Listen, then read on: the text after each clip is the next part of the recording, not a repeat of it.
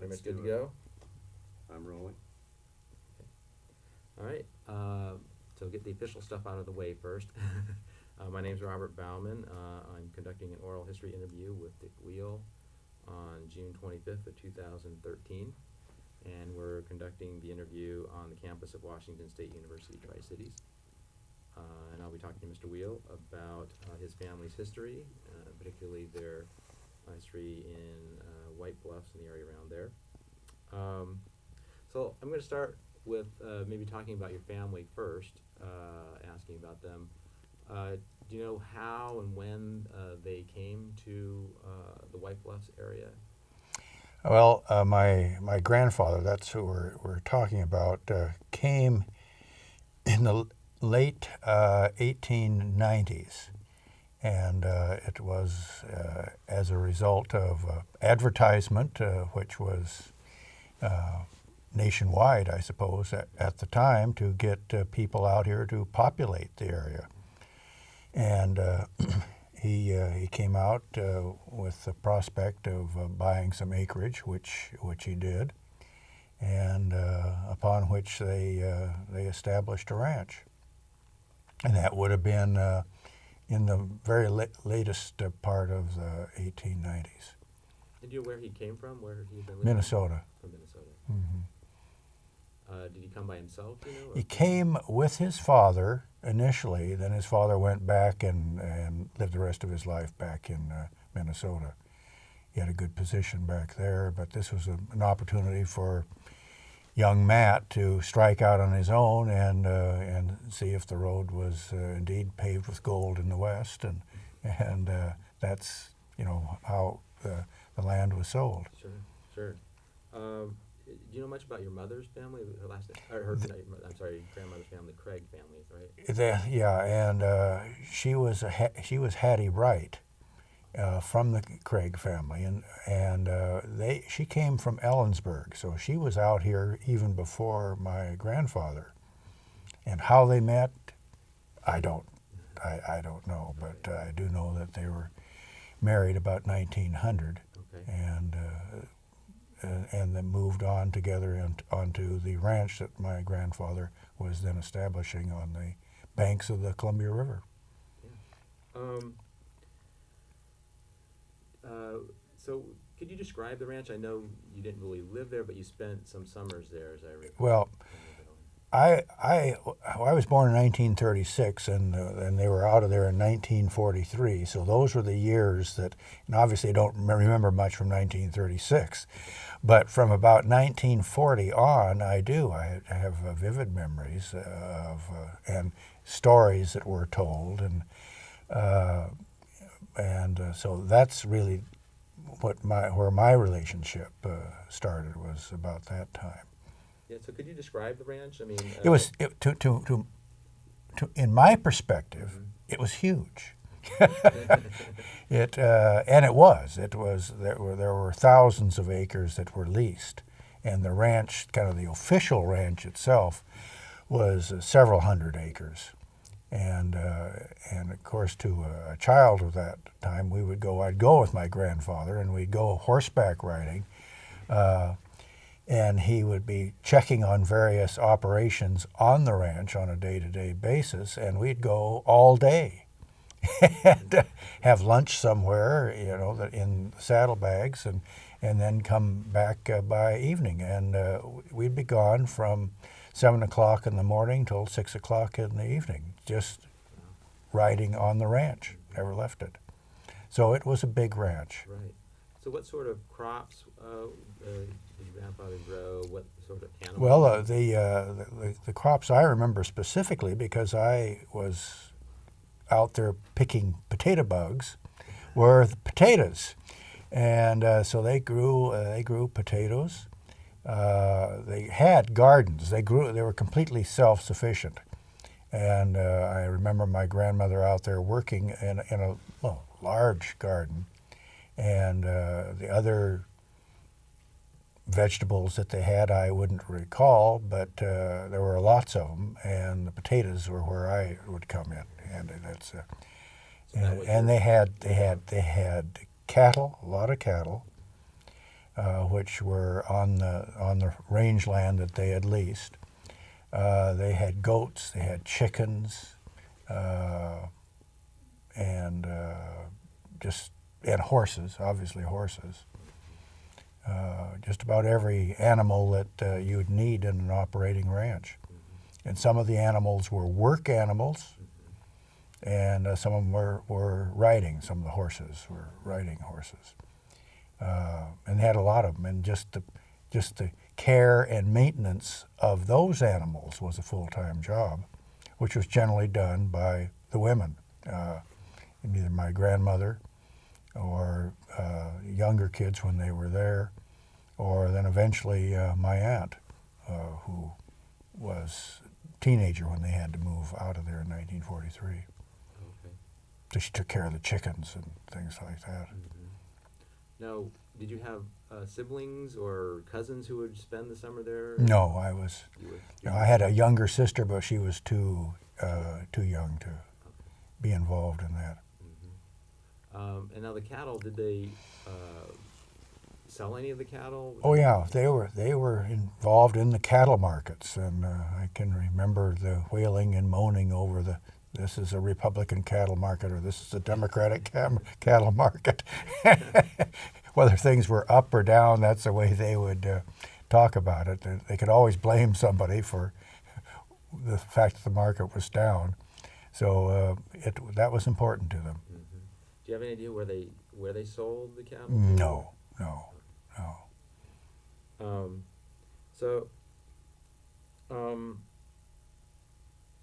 What other buildings were there besides the ranch house itself? The main ranch house, and then there were a cold room, a big refrigerator actually, which was an ice room. Several buildings which were the house fronted on a lane. The lane was the highway that actually ran through from Othello and Moses Lake to the Columbia River, where you'd catch it to go over to White Bluffs, which is immediately across the river. And so their front yard was immediately contiguous to that road. Across the road were several buildings, I don't recall how many, but several for machinery. Barns, lean-tos, rather ramshackle but utilitarian structures for the housing of machinery. And then they had chicken coops, and they raised goats, and they had goat houses, and so they had a lot of outlying buildings which were particularized for a certain function on the ranch. And when you spent summers there, was there, for instance, electricity? No, telephone not. at all? There was a telephone, and that was when I was originally there. There wasn't electricity. In fact, I don't know if there ever was electricity. I think that it was coming, but it may have been there in the latter years. But that was relatively new, if there at all. The telephone I do remember, because that was exciting when anybody on the line got a call, because everybody was included in it. You know, that's you'd dial an operator, central operator that was in White Bluffs. I'm sure that must have been where she was, and she was on a first name basis with everybody. It was one ring here and two rings there, and so the telephone was quite an active source of getting the word out in the small community. So how that works? So if the phone rang in your house, It'd be two rings. That meant it was your phone. If it was more than that, Or less, it was somebody else's phone. Didn't make any difference. Everybody went over and got it. And sometimes they'd even join into the conversation when they weren't supposed to be even on the line. Not a whole lot of privacy. No. Community phone calls, yeah. And then what about irrigation? It should have some sort of irrigation for the crops. They had irrigation. I can remember wandering through the fields with my grandfather as there was blockages occurred from time to time in the ditches that were coming out from the there was outlets for the water, and no, they had a good irrigation system. They must have taken the water right out of the Columbia, pumped it up there, and distributed it, because the ranch was on a level, probably 2 or 3 feet above the Columbia River, so it wouldn't have been difficult to do. Lots of pipe. I remember, he had a shipment of pipe come in one time when I was there. What kind of pipe? It was like cement? Or Yeah, it was, and it was very, very heavy. It'd last forever, I thought, and not realizing that the government was going to probably dig it all up in a couple of years. Right. And then what about the house itself? Do you remember how large it was, how many bedrooms or anything like that? It had two bedrooms, master bedroom, and a kid's bedroom. Because when I was there, there was my aunt she was just a couple of years older than I, and so she had her bedroom, and my grandparents had their bedroom, and then there was a large sleeping porch on one end of the house, where, since I was there in the summertime, I would sleep with my grandfather on this sleeping porch, and there were room for a couple of other people to sleep out there too, if we had guests or something like that. So, and then there was a huge room in the center of the house where they had community gatherings. I mean, it was that big, so that they would, if the local farmers wanted to get together for a meeting of some kind, followed by snacks or even a dance, they would always have it in that, what Grandpa called the Great Hall. And it was large by my estimation. And then they had the other big room in the center of the house was the kitchen and dining area. And those are the rooms I remember. I'm sure there probably were other rooms that I was never even shown to, but those are the rooms I remember. So it was a place where people came. Oh, yes. For Yes. gatherings. Very definitely. And at the time you were there, it was a larger house than it had been. Is that Yes, correct? they kept adding on until I think it probably took its final shape in about 1920. Okay. Now you mentioned your aunt. Mm-hmm. I wonder if you could just, for clarification, state the children, or I guess it was your father's generation. Who. All right. He and his siblings. Well, all right. Dad was born in 1909. Wright, the oldest, was born in 1903, and Elroy, the youngest boy, was, I would say, 1920, and my aunt was 1933. Okay. Quite a range. Yeah. About 20 years. Yeah, for that time, it was quite a range. Yeah. And you were born in 1936. 36 in Yakima. In Yakima, okay. Yeah. And so your family was in Yakima, but yes. You would spend Yes, summers. I couldn't wait for the summers to get over there and spend time with. I was the baby, at that point, and so I loved that, and loved to get over there and play with his tractors, and that's what I would do. He had several tractors. The one that I liked was a very nice John Deere big green tractor, but it was a small tractor for those times, and so I could actually sit on the seat, and by the time I was 6, I could reach the pedals. Now, to guard against anything ever happening, the battery was always taken out when I came over there, so that nothing would go awry. One time I came over, though, and I think it was either when I was 41 or 42, because I had to be at least that old. We pulled down into the driveway, and I jumped out of the car and ran over to the tractor, which was sitting out on the road. I mean, this was the highway that it was sitting out on, and which, as I explained earlier, just kind of ran right through the property. And I didn't know it, but the tractor had been used that morning, and my grandpa didn't know exactly when we were coming. In any event, he didn't take the battery out of the tractor. So I jumped on and did what I've always hoped I could do, drive the tractor. It started, and everybody was standing back, completely amazed and shocked and dazed because I roared down the street. and Dad was running after me and grandfather on the other side. And I basically said, it's under control, went down about 100 yards, turned around, brought the tractor back and stopped it. And Grandpa said, well, I guess we don't have to take the battery out anymore. But the thing that really kind of alarmed me was the fact that I was driving the tractor, having things under perfect control, I thought.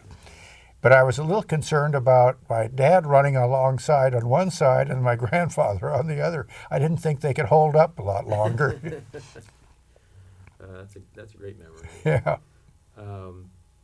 So when you were there in the summers, you picked a lot of potato bugs, Mm-hmm. and you would Just sometimes ride out with your right, grandfather. and just a lot of times, sometimes play with my aunt. We would go exploring, and the property was vast, and there was always a place to go, an island to visit, and so we would just do what kids do and swim in the Columbia River, and she raised a lot of little chickens, and so we would go out and count the chickens and make sure they were fed and play with them. They're very cute little things, and games. I mean, it was a time when kids would play board games, and so we got pretty good at a couple of those. You mentioned that it was right on sort of the main road. Right, went right through the ranch. Right. So were there a lot of people sort of driving through? From time to time, it was, it's nothing like today.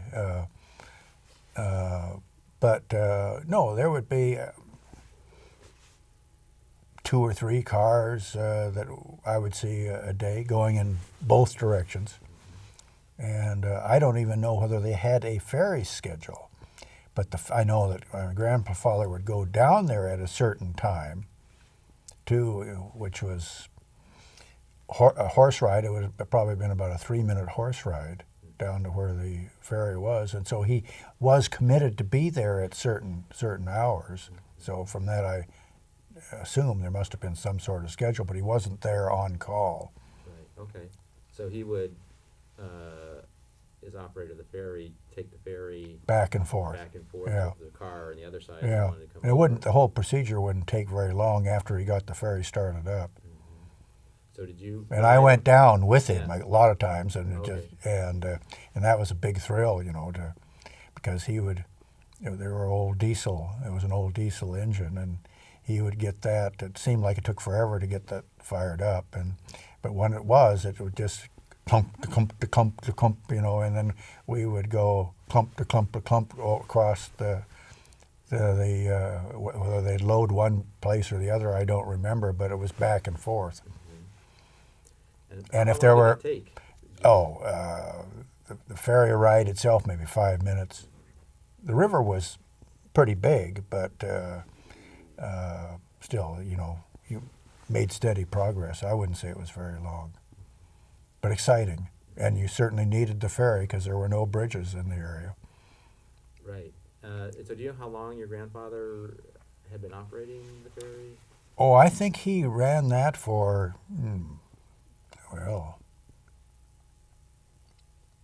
20 years anyhow. Yeah, because he ran it right up to 1943, and certainly from 23, that would have been 20 years. That much, and probably probably back to maybe 13. And was probably operating up to 1943. Yes, oh yeah, right up till the time they left, and then he took the keys with him. And so did your grandparents' ranch was on one side of the Columbia in the Mhm. town of White Bluffs. or just across the river. Across the river. Mhm. Did you go over there fairly Oh regularly? yes. Hmm. And what sorts of things did you do in town? I would be there when Grandpa would take the ferry over, and he'd maybe wait for 10 or 15 minutes, or maybe sometimes longer. And if he had business, I mean, he was in charge, so he could pretty well decide when the ferry went back. And the ferry dock was right at the edge of town. And so I just walk up, there was a little landing, I'd walk up and I'd be right in the center of town. We're not talking about big town here, but there were stores there. And I was just, I'd go in and look around, and maybe sometimes I'd have a nickel or something like that, and I could buy something, generally sweet. And that would be a big deal. I pick a lot of potato bugs for a nickel. Do you remember the names of any of the stores? No. I remember a hardware store, though, that in particular was just awesome because it had things all over the walls, and it was looked like a toy store as far as I was concerned, but it was clearly a hardware store. And you mentioned earlier that your grandparents' ranch, they often had sort of social events Yes. there. Do you remember any sort of community or social events in White Bluffs, the town itself, being part of that, like 4th of July or anything? No, I don't remember anything like that. I do remember that my grandparents themselves had a couple of 4th of July Oh, okay. picnics or summer picnics. I don't know whether they were specifically 4th of July, when they would have friends and relatives in to share a lunch. And I can remember picnic tables being set out underneath the trees, and a lot of people being there. Everybody having a good time, and it was, I remember that a couple of times. They were very sociable people, and of course, that was one way that people that could get together with their neighbors and discuss the issues of the day, which were generally, how to get better, more income, and they were, all the people in that area were really pioneers. Sure, yeah. Before we started talking, you showed me a photo of your grandfather in a baseball uniform. The White Bluffs baseball team. Right. I don't know if you wanted to talk about that at all, if you have any memories of it. I have. Father talked about I have no memories personally of it, except that my father talked about the White Bluffs baseball team and was very proud of this picture of his father in uniform of the White Bluffs baseball team, which was probably circa 1900 at that point. I mean, so clearly the baseball was very much a part of civilized life in Hanford, Richland, White Bluffs area. Did you have any interactions with Native Americans in the area at all yourself? Or I would see them. I myself had no interactions at that time. Later, I got to know, or got to go on to the Priest Rapids reservation, and was invited to one of the last, they have a name for it, kind of a big celebration potluck that they had before they built the dam. And but no, I didn't I would see them, but then never any contact. Okay. I wasn't afraid of them or anything like that. There was nothing. It was just that they weren't on my agenda for the day. How about neighbors? Were there? There were virtually no neighbors. I mean, the ranch was it. My grandparents knew where their neighbors were, but they had to be a long way away. But they could ride and did ride over to wherever they were. I never saw a neighbor's ranch on our side of the river, so there must have been quite a distance. Right. And you mentioned you spent a lot of time playing with your aunt. Mm-hmm. Were there any other children? No. In the community? Because you No. barely. No, there were no neighbors. Right. Right. So you spent summers there, said up until 1943. Mm-hmm. So you and your family were living in Yakima when the government decided to build the Hanford site.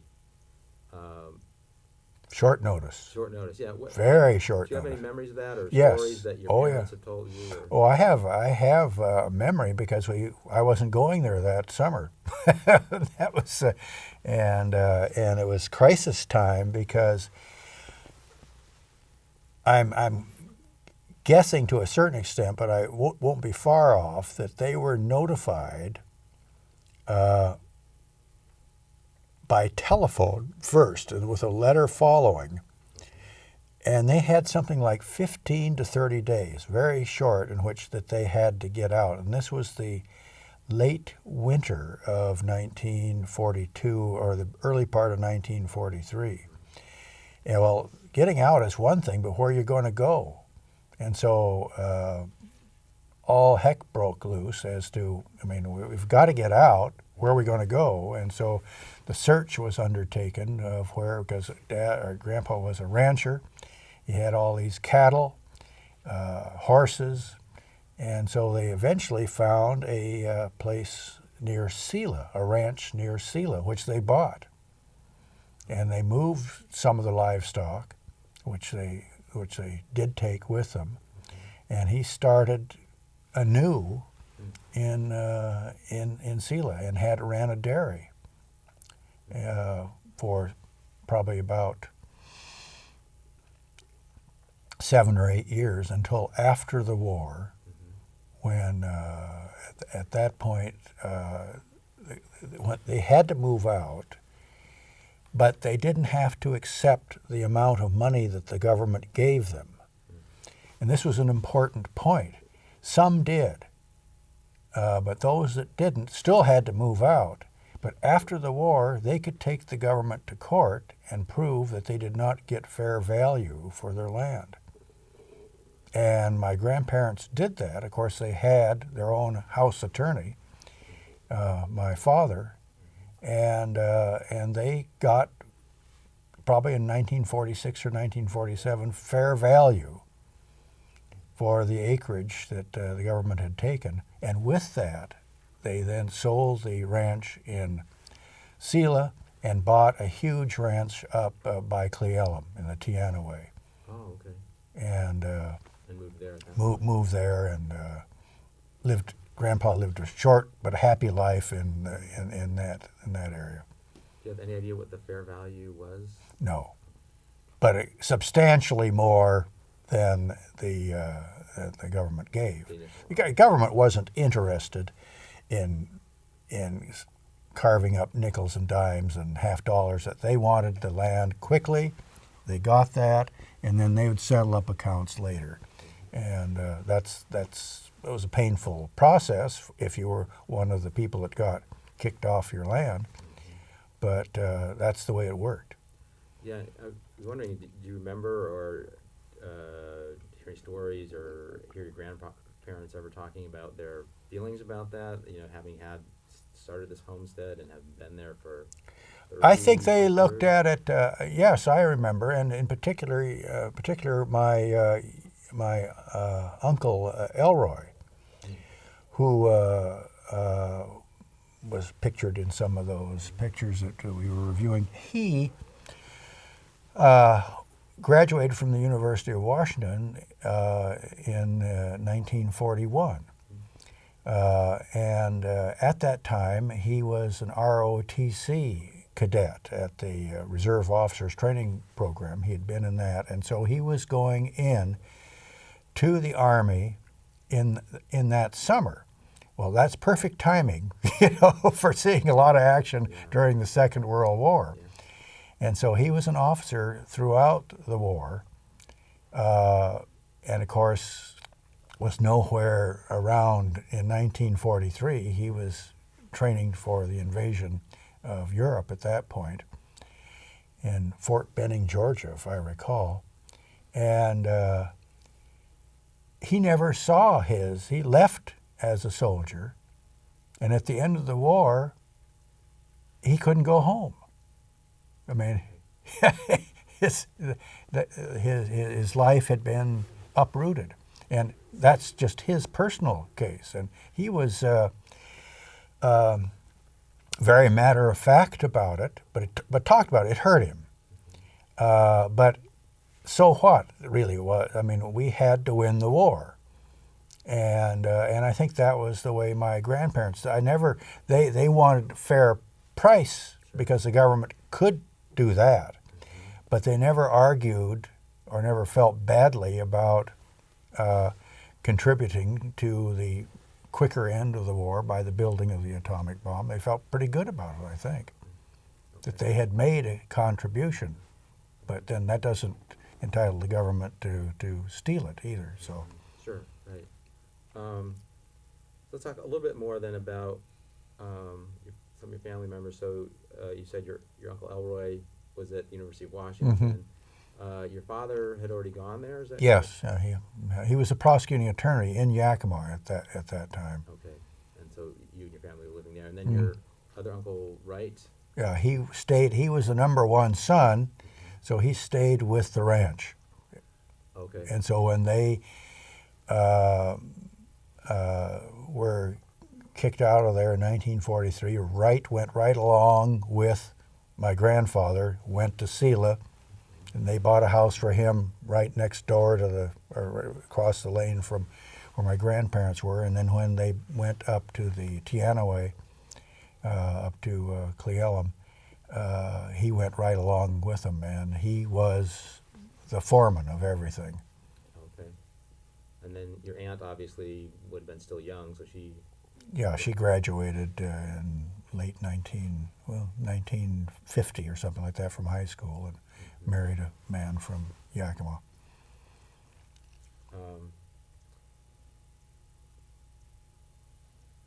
Are there any memories that stand out to you in terms of your times, your summers there, that either something humorous or just something that stands out for some reason we haven't talked about yet? Well, I had I've told you that they had chickens, and so we ate a lot of chicken, and we had a lot of eggs, and my grandmother was very careful in selecting. We weren't going to eat a good layer, and so if the chicken was really performing out there with the eggs, then that chicken was safe for as long as that happened, and of course, the chickens had to be killed, and a lot of times there was a chopping block out behind the house, and most of the time my grandmother would go out there and chop the head off, and that was an awesome sight for a little kid, because she would chop the chicken's head off and plop the chicken down, and the chicken would run around for a minute or so, and then it finally flopped over, and then we had to pull the feathers and get the chicken ready to be put into a pot. Well, handy as my grandfather was, at one point he went out there to do this trick, chopping the head off, and he took his thumb along with the chicken head. And so he picked his thumb up, and he was way ahead of his time on that, and cauterized the wound, and then drove all the way to Yakima, which was the closest major hotel where he could, major hospital, where he could get aid. And that was a long drive in an old pickup, well, new at that time, but it was an awesome feat. And he got there and they said, no, we can't reattach the thumb, which today they probably could do.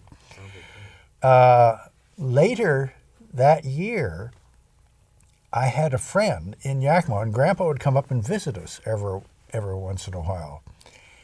And I had a friend, basically the same age, say probably 7 or 8, who sucked his thumb. Constantly, little Ronnie, and he was always sucking his thumb. And Grandfather came out one day, we were playing out near the driveway where the car was, and Ronnie was sucking his thumb. And Grandpa says, you got to be careful about that kid. You got to be careful. You shouldn't do that. And he says, I did, and look what happened. And he put up his hand, and there was no thumb. Ronnie took his thumb out of his mouth, and I don't think he ever popped it back in again. That was it. That was solved the problem. So, yeah, that was. I was startled myself, and that one of the things that happened there was kind of funny. Yeah. How would you, from your memories, describe your grandparents? Very loyal to start with, and very, very, very much involved in one another's lives because they were in this together. A great feeling being around them. A great feeling. They were involved in everything together. And Grandpa was smart.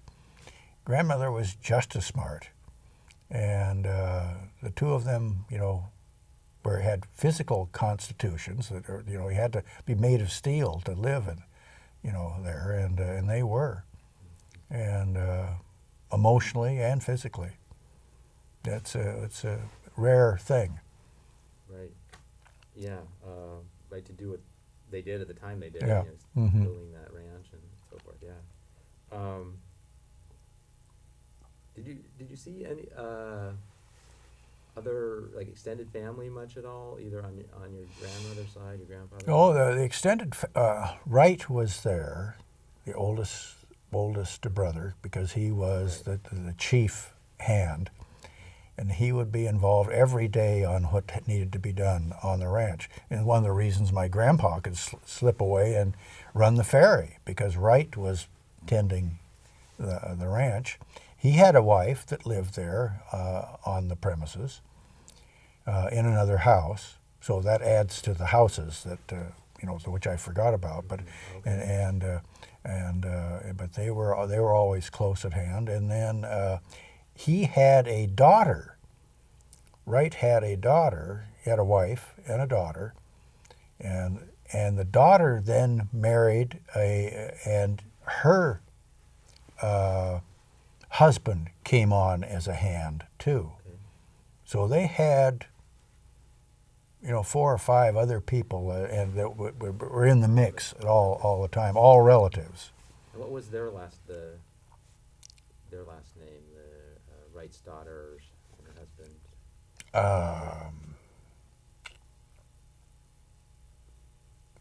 Bobby was her name, and I can't remember. Gage. Okay. Yeah. Great. I want to then go back and talk about your grandfather a little bit more. When we were talking earlier, I mentioned looking at census records. That in 1940 he was the numerator of the census. I know he was very active in the community, in addition to being very busy with the ranch. Other positions, community positions that he held. Well, he was the deputy sheriff in both counties, and that was important that it be in both counties, because you never knew which way the crooks were going to come. You see, and he had a jail on either side of the river, And he had a photographic memory, which was the reason that he kept active those two jails, because there were all the post-wanted posters would come to him. They would go up on a bulletin board in the ferry boat or on the ferry boat. So if people were on the ferry and there was nowhere to go. I mean, once you were on the ferry, you were stuck. You were like in a jail right then and there. If you were so unlucky as to be identified on the ferry, you would be escorted off the other end to a local jail. And Grandpa picked up a lot of, I don't know a lot, but enough to talk about of people going back and forth over the river there. So he was very much involved in that process. Do you remember any stories? Did he tell you any stories about any particular? Well, I remember this had nothing to do with the wanted posters, but it had to do with the jails. Since he was a deputy sheriff in both counties, occasionally there might be a law enforcement issue. And generally that involved people going across to White Bluffs, cowboys after a roundup, and having too much alcohol. Then the alcohol would take control of the situation. They get noisy, boisterous, maybe unruly, and when they got past the noisy area and into the unruly, then they would call for Grandpa. And that happened a couple of times. And one time specifically, he went down there and he would deputize people right on the spot. And they would take the drunken cowboys and throw them into the jail. Well, the one time they did that, 2 or 3 of them were thrown into jail, locked up, and Grandpa basically said, well, we'll see you in the morning and let you out then. Well, when he got there in the morning, the jail was gone. They had his friends, his cowboy friends, jail wasn't very big, they had lassoed the jail, pulled it off its little foundation that it was on, taken it 100 yards down the river and broken them out. And he said, much to their credit, they came back sheepishly a few days later, helped move the jail back to where it was supposed to be, and repaired it so it was as good as new. So the story had a happy ending, but I mean, that was kind of the justice of the Old West, right. I guess. Yeah. So was this jail sort of in the town of White Bluffs itself? Just on the edge. On the edge of the closer to the river. I mean, he had it on both sides of the river. And then on the Franklin County side, was it right on the river too? Yeah. Or close to it? Both sides were very, more like a little outhouse, which was susceptible to lassoing and moving, apparently. Yeah, right, if it's that small. I know you were just there in the summers, so you didn't attend school. No. In White Bluffs. Churches, do you remember any churches? Did your family No. go to church? No. There probably was one I'm sure there was one in White Bluffs, but I have no memory of going there, and I doubt if my grandparents did. They were probably still involved in the workaday affairs of the ranch. Sure. And then I guess any other memories that you have that you told some great stories, but anything else that you remember from your summers there? No, not specifically. Yeah. And I guess then one other question would be, obviously the town of White Bluffs then in 1943 essentially really ceased to exist. It did. Community. Why do you think it's important for us to remember the town, for future generations maybe to know about White Bluffs and the things that people like your grandparents did there? Well, right now it's forgotten. and it's just and that doesn't seem to be fair. A town should, once started, should live out its natural life, and this did not happen with White Bluffs. It was its natural life was truncated suddenly by presidential decree, and I think that an effort should be made to still let White Bluffs live out its natural life, and making a history of it may help. May also help bring closure to a lot of the people that are now content that their story has been told. Here, living in Yakima, we tell our own story. We're there to tell our own story, but the people here didn't have that opportunity. So I think it's important. All right, well, thank you very much. I really Well, appreciate you coming here and doing the interview and My pleasure. for telling the stories. They're terrific. Yeah. Thank you. Get myself unhooked there. I'll help you out.